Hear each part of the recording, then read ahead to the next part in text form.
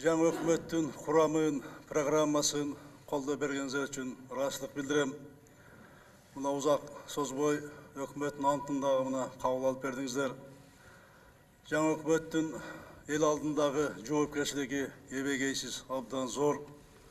Мен урматтуу премьер-министр Мухаммедкалый Дүйшекеевичке жаңы өкмөт мүчөлөрүнө өкмөтчүлөрүн куттуктап, чын ден соолук каалап, иштеринде албаланган ийгиликтерди каалайм. Андан урматтуу өкмөт мүчөлөрү, бул ант берүүнүн мааниси бул чыгып эле бул жерге элдин алдында текст окуп берип коюу эмес. Бул антты кыргыз эли эжелтен ыйык тутуп келген. Анттын маңызын, анын жоопкерчилигин, улуулугуна абдан өзгөчө маани берген.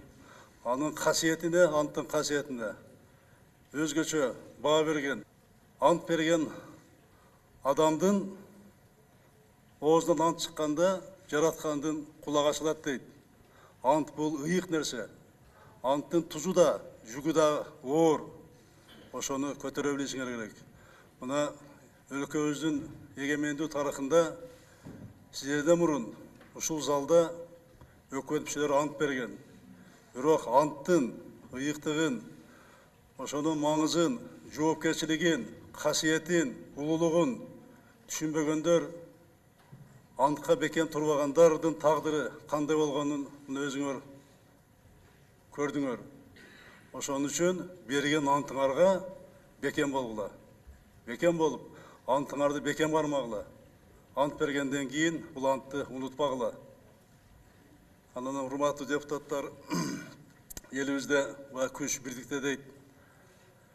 Ошондуктан баардыгыбыз бир билек болуп, бир тирек болуп иштесек, өлкөбүздүн түндүгү бийик көтөрүлөт, өлкөбүз өнүгөт.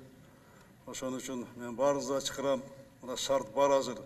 Үч бийликтин бутагы тең президент башында туруп, өлкөбүздүн түндүгүн бийик көтөргөнгө, өлкөбүздү өнүктүргөнгө баардык мүмкүнчүлүк бар. Ошо мүмкүнчүлүктү колдон чыгарбай, ошону пайдаланып, тарых алдында ак ниет менен баарыбыз иштеп берели. Чоң рахмат сиздерге. Рахмат, урматтуу депутаттар.